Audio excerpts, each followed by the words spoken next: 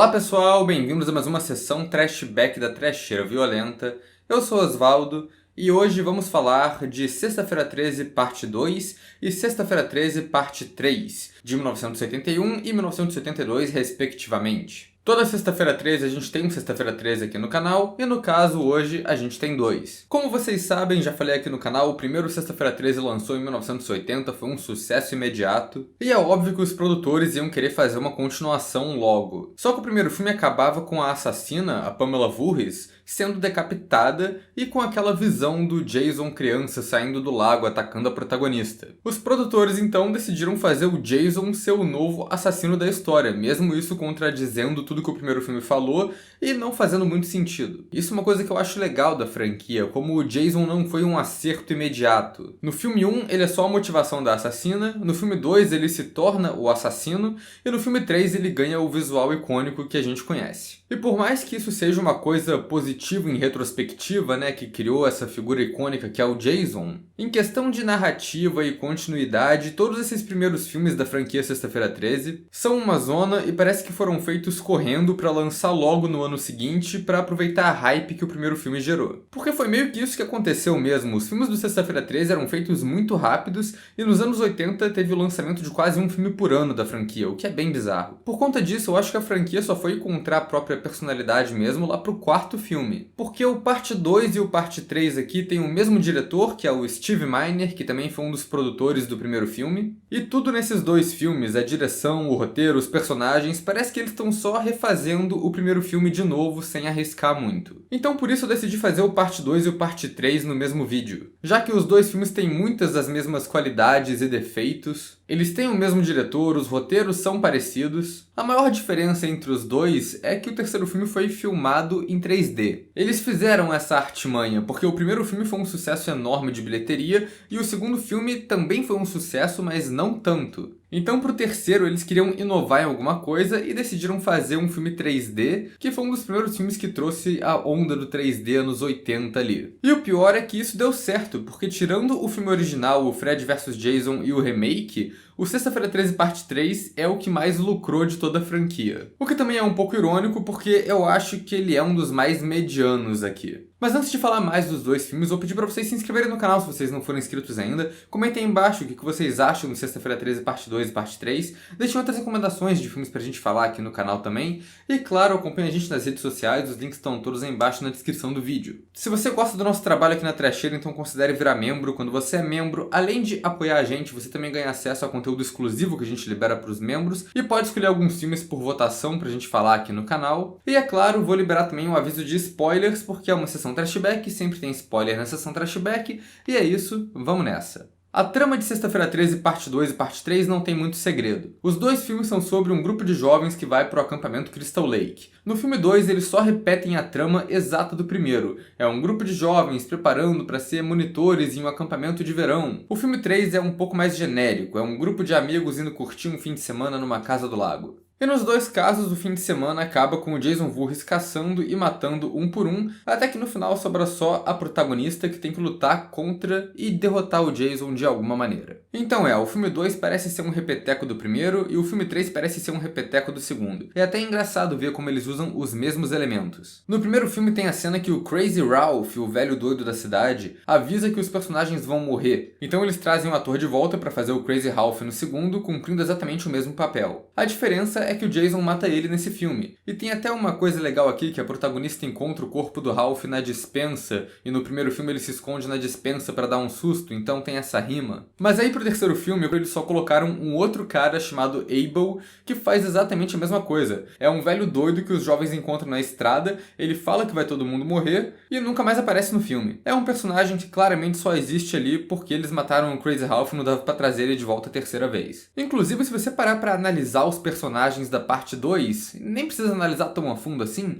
você vê que uma boa parte deles são quase literalmente versões com desconto dos personagens do primeiro filme. O primeiro filme começa apresentando o casal apaixonado e o piadista indo de carros junto pro Crystal Lake. O segundo filme começa com o piadista pregando uma peça no casal apaixonado e depois disso eles seguem juntos de carro pro Crystal Lake. O piadista do primeiro filme é o Ned, o piadista do segundo filme é o Ted, que criativo. A diferença é que o Ned é um dos primeiros a morrer no primeiro filme, e o Ted tem a proeza de ser um dos únicos personagens que sobrevive a um filme do Sexta-feira 13 sem ser a protagonista. Isso porque na metade do filme ele vai pro bar beber e ele só nunca volta pro acampamento, ele não vê o Jason em momento nenhum do filme. Mas o casal eu acho mais bizarro, porque os atores são parecidos, o figurino é igual, o nome do cara no primeiro filme é Jack, no segundo filme é Jeff, de novo, muito criativo, né? A única diferença é que no segundo filme ele usa uma boina e não é o Kevin Bacon. De resto, é praticamente o mesmo personagem. Do mesmo jeito, a gente tem o personagem do Paul, que parece ser uma versão nova do Steve Christie. Ele é o cara que tá lá mandando em tudo, reorganizando o acampamento. E é bem cara de pau, porque tanto ele quanto o Christie no primeiro filme tem um rolo com a Final Girl, a protagonista, e esse drama é apresentado numa cena deles discutindo sobre o futuro. É muito parecido. Os outros personagens da parte 2 são mais originais, mas não tanto originais assim, porque eles são todos meio ruins, sem caracterização. Tem a personagem da garota que usa roupa curta e que vai nadar pelada sozinha de noite. A única caracterização que ela tem além disso é que ela tem um cachorro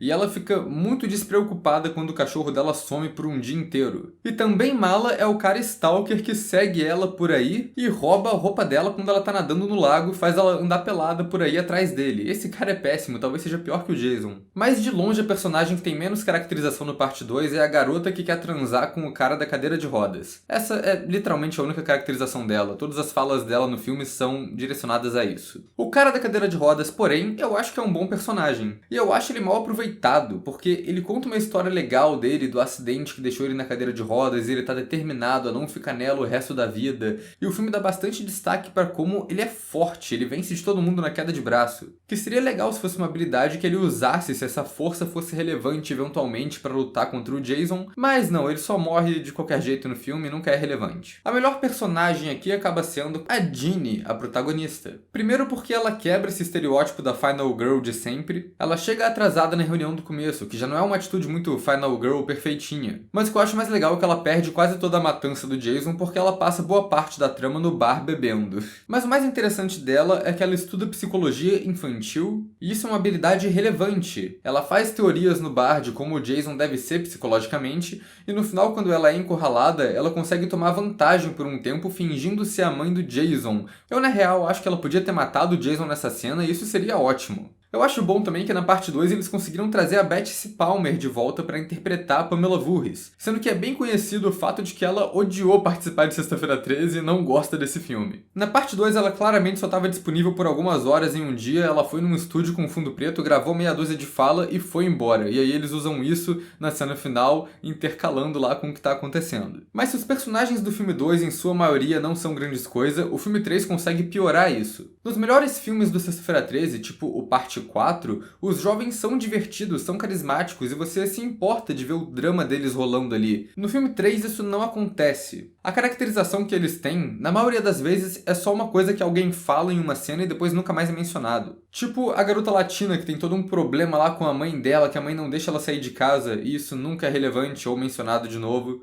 Ou a garota que menciona em uma cena que tá grávida, e isso depois também não é mencionado mais. Aí tem os personagens dos hippies estereotipados que quase não tem fala no filme, eles são péssimos. E o outro moleque que a caracterização dele ele anda por aí plantando bananeira. É só isso, ele é péssimo. Isso sem falar do Rick. O Rick é um dos piores galãs de qualquer filme do Sexta-feira 13. Ele é o namorado da protagonista, mas ele é muito chato porque ele só reclama o filme todo, e ainda por cima ele é um péssimo ator. Que, aliás, o filme 3 ele tem péssimas atuações como um todo. Reza a lenda que os produtores não estavam ligando muito para roteiro e atuações porque eles sabiam que o filme ia se vender só com o 3D. Então eles só contrataram gente que eles acharam bonita mesmo, e o pior é que eles estavam certos, porque o filme foi lucrativo pra caramba. Outra personagem que eu acho fraca aqui é a própria protagonista, que é uma garota chamada Chris Higgins. Ela tem um drama próprio aqui que eu acho muito mal aproveitado, que é um trauma que ela tem porque há 2 anos atrás ela foi atacada por um cara aleatório na floresta.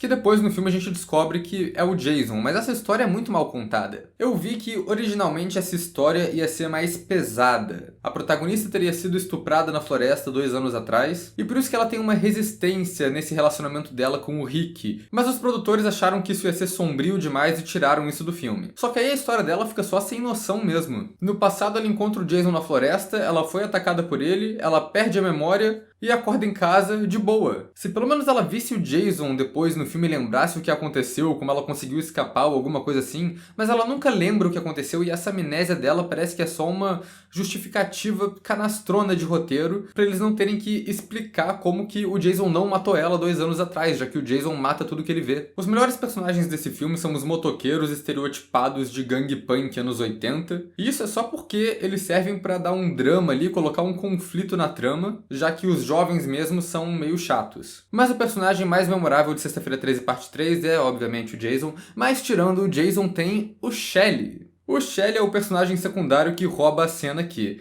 Ele é o piadista obrigatório, mas ao invés dele ser um piadista transão igual o Ted do segundo filme, ele deixa bem claro aqui que todas as piadas e pegadinhas que ele faz são um mecanismo de defesa porque ele é muito inseguro e não sabe interagir ou puxar assunto de outro jeito, ele acha que não é interessante o suficiente. Ele, na verdade, ainda é meio babaca ao longo do filme, mas ele é o personagem que mais tem personalidade aqui, e acho que de todo mundo, ele é o único que tem um drama e uma caracterização que são aproveitados pela trama, já que ele faz essas piadas de aparecer morto com sangue falso no começo, então mais tarde no filme, quando ele aparece morto de verdade, a galera não acredita, acha que ele tá de sacanagem de novo, então isso é bem usado. E claro, ele é o cara que leva a famosa máscara de rock do Jason pro acampamento Crystal Lake, então ele tem esse crédito também. Mas voltando pra estrutura de roteiro, eu acho meio bizarro como o filme 2 e 3 são bem parecidos também. Os dois filmes começam com o Jason invadindo a casa de alguém pra matar a pessoa. O filme 2 começa com ele se deslocando até a casa da protagonista do filme 1 pra matar ela lá, que é uma coisa que o Jason nunca mais faz de novo. Isso foi feito porque os produtores queriam trazer a Alice de volta do primeiro filme, mas a atriz não estava querendo voltar pra franquia por conta de um fã stalker que ela estava ficando com medo, e também tem os boatos de que o agente dela estavam pedindo mais grana do que os produtores queriam pagar. Então por isso ela acaba participando de uma cena só no começo do filme, na qual ela morre. Mas enfim, também no parte 2 e no parte 3, a protagonista do filme fica a maior parte do tempo fora do Crystal Lake. No 2 ela vai pro bar, no 3 ela vai pra um rolê com o namorado.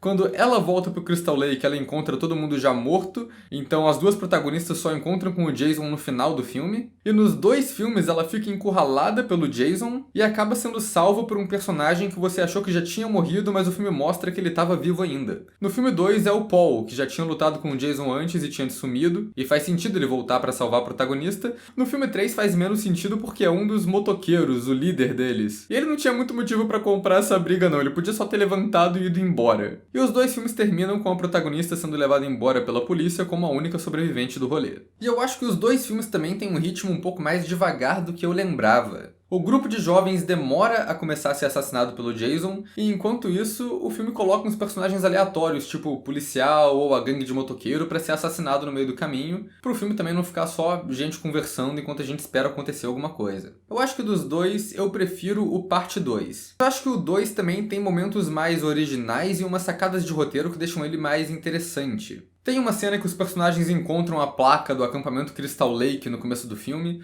Não é a mesma placa que eles usaram no primeiro filme, mas pelo menos é uma referência, uma conexão ali. Tem uma motosserra que a Ginny aparece usando no começo, e mais tarde ela usa essa motosserra brevemente contra o Jason. Acaba sendo meio inútil, ela não usa muito, não ataca ele direito com ela, mas pelo menos isso é preparado. Também é preparada a paranoia do chefe do acampamento sobre ursos. Então faz bastante sentido quando um personagem mais tarde cai numa armadilha que foi colocada ali contra o urso. Tem a lança que o piadista usa no começo do filme pra assustar a galera, e mais tarde ela é usada pelo Jason pra matar o casal. O filme 2 parece que esses detalhes são mais importantes pra trama, enquanto no filme 3 ele só joga um monte de detalhe que é inútil no filme. Mas o 3 ganha do 2 em um quesito, que é o combate final. Toda a perseguição do Jason indo atrás da Chris talvez seja uma das melhores do Sexta-feira 13 porque ela é bem criativa. Eles passam por todos os cenários que foram apresentados no filme, e é o único momento, na verdade, que esse filme usa elementos que foram estabelecidos antes. Todo o confronto dos motoqueiros acontece ali pra eles roubarem a gasolina do carro e a protagonista não conseguir escapar no final, então isso faz sentido. Mas eu acho que é uma cena muito boa porque ela é tensa, tem momentos bons ali em todos esses ambientes, no carro, no celeiro, na casa. Umas cenas boas, tipo a protagonista enforcando o Jason, ou ela prendendo a mão do Jason na janela do carro e o Jason quebrando a janela com uma cabeçada, assim, é muito bom. O problema do 3 é que depois disso tudo, o final mesmo dele eu acho um pouco fraco. O Jason sobrevive ser enforcado, mas a Chris finalmente finalmente mata ele com uma machadada no topo da cabeça. O que eu não sei, mas do jeito que aparece no filme parece ser menos efetivo. O filme supostamente passou por vários finais diferentes. Em um deles, a Chris decapitava o Jason, no outro, o Jason decapitava a Chris, em outro, a Chris sobrevivia junto com o motoqueiro. No final, parece que eles só escolheram o final que era mais seguro, que eles podiam fazer a protagonista sobreviver e fazer o Jason morrer de um jeito que não fosse tão grotesco pra poder trazer ele de volta no quarto filme depois. Mas eu acho legal esse lance de que a porrada que ela dá com um machado no Jason quebra um pedaço da máscara dele, e esse pedaço quebrado da máscara continua em todos os filmes depois, virou parte do visual do Jason ali. E depois disso tem mais uma cena que não faz muito sentido no filme 3, que é a Chris sonhando que tá num barco no lago quando ela é atacada pela Pamela Voorhees zumbi. Essa cena tá lá pra fazer uma rima com o primeiro filme e repetir o susto, só que ao invés do Jason saindo do lago é a mãe dele, e isso faz sentido, é uma ideia legal. O problema é que a Chris nunca escuta a história do Jason ao longo do filme, ela não sabe quem é o Jason, ela não sabe quem é a Pamela Voorhees, então não tem motivo nenhum pra ela sonhar com isso acontecendo. As últimas cenas do filme 2 eu acho que são igualmente confusas. A protagonista fingindo ser a mãe do Jason é ótimo, mas depois disso aparece o Jason sem máscara emboscando ela pela janela, e é uma cena toda meio surreal e é ambígua se ela aconteceu mesmo ou se foi só a imaginação da protagonista. O filme 3, quando ele faz a recapitulação no começo, ele ignora essa cena, então dá a entender de que realmente foi a protagonista viajando ali e que isso nunca aconteceu. Mas já que toquei nisso, isso é outra coisa que os filmes têm em comum, que são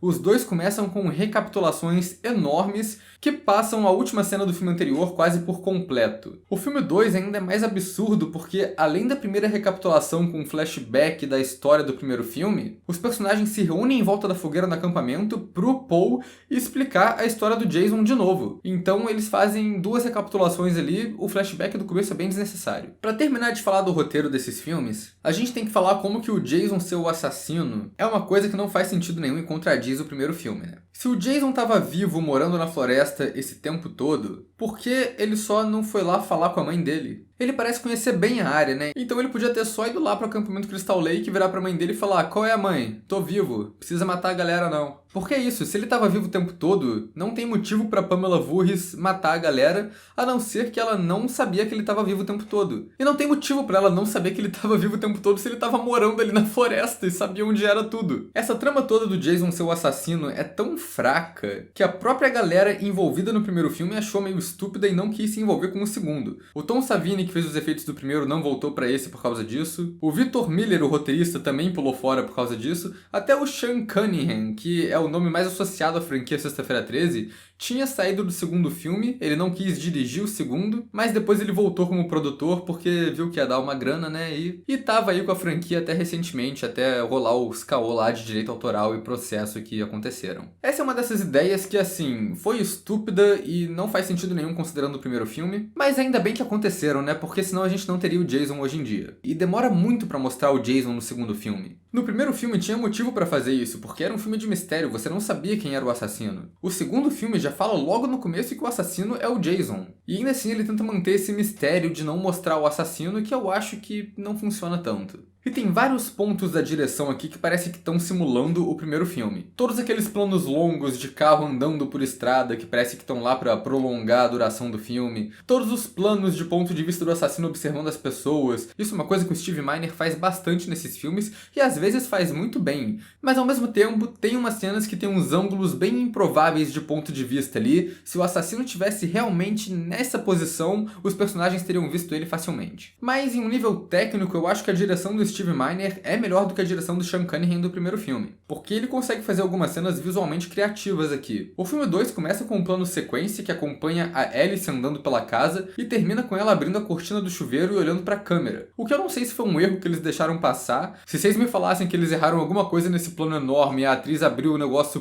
puta, achando que ia ter que fazer isso tudo de novo, eu acreditaria. Mas também é bem possível que a cena era assim e eles deixaram a protagonista abrindo o chuveiro pra fazer meio que uma subversão, porque nessa cena você espera que o assassino esteja se aproximando e vá abrir a cortina do chuveiro pra matar ela, mas isso não acontece. Tem até umas cenas só de interação dos personagens que o Steve Miner consegue deixar visualmente interessante. Tem uma cena no terceiro filme que a gente vê o cara puxando os pilhas de feno pra guardar no celeiro, e no começo ele tá puxando um negócio suave, até que ele começa a puxar uma parada que tá muito pesada e a gente não vê o que ele tá puxando ali, até a protagonista aparecer ali pendurada na corda que ela fez o cara levantar ela sem ele saber. Então essa é uma cena divertida visualmente. Falando em visual, em questão de fotografia, eu acho que esses dois filmes também são muito próximos ao primeiro, apesar de o 3 ter uma diferença enorme que é o modo que ele foi filmado. Ele foi filmado em 3D, então ele teve que usar câmeras e lentes específicas para fazer isso, o que acabou deixando o filme em outra razão de aspecto. O 3 acaba destoando bastante do resto da franquia porque ele é um dos únicos que tem um formato widescreen anamórfico. Eu acho que o 3 tem uns momentos meio zoados de fotografia. O casal tá ali no meio do mato sendo iluminado pelo farol do carro, mas aí a bateria do carro acaba, o farol desliga e eles tomam um susto.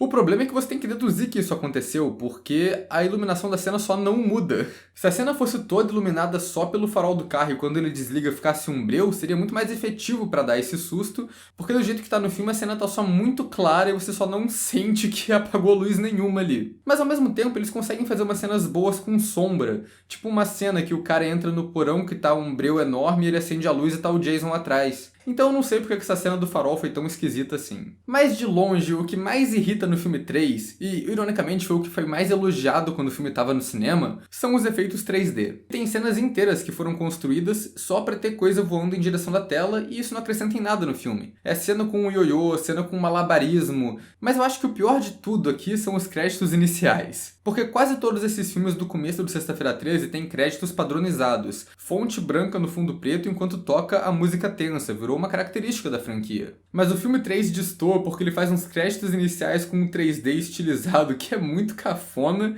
e ele troca a música tensa por uma música que é uma mistura da música tensa com uma música disco anos 80 e é muito ruim, cara. A única coisa 3D que salva nesse filme são algumas cenas de morte que eles fizeram ficar interessantes por causa disso. Então a gente tem o Jason disparando um arpão na direção da câmera e ele indo parar no olho de uma personagem, ou uma mais divertida ainda, que ele esmaga a cabeça de um cara e o olho dele pula em direção à tela. As duas são bons usos de 3D e têm efeitos legais, que funcionam. Pra falar a verdade, o filme 3 tem umas mortes bem boas. O moleque plantando bananeira, que é quase cortado ao meio, aparece de um jeito bem gráfico em um momento, e eu gosto bastante da morte da garota que tá deitada na rede e é espetada por baixo com o facão. É uma homenagem à morte do Kevin Bacon no primeiro filme. Eles fizeram o efeito exatamente do mesmo jeito e deixaram uma homenagem bem clara, porque antes dela morrer, ela tá lendo uma edição da Fangoria, uma revista famosa de terror, e um dos artigos nessa revista é sobre o Tom Savini, o cara que fez os efeitos do primeiro filme. E nesse aspecto da morte, eu acho o 3 melhor que o 2. Porque o 2 acaba sendo meio sem graça. As cenas que eram pra ser as cenas de efeito mirabolantes do segundo acabaram sendo muito cortadas pela MPAA. Eu sempre falo deles aqui, né? O órgão regulador que cortou muito filme slasher nos anos 80 e que era especialmente carrasco com a franquia Sexta-feira 13 porque